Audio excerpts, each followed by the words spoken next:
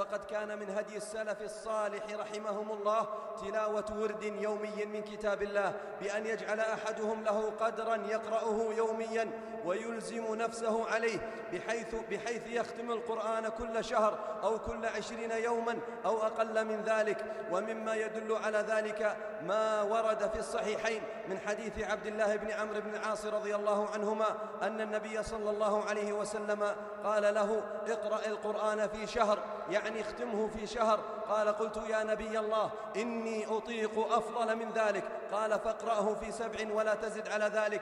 وثبت عن عبد الله بن مسعود وعن عثمان بن عفان وتميم الداري وجمع غفير من أئمة التابعين أنهم كانوا يختمون القرآن في 7 أيام.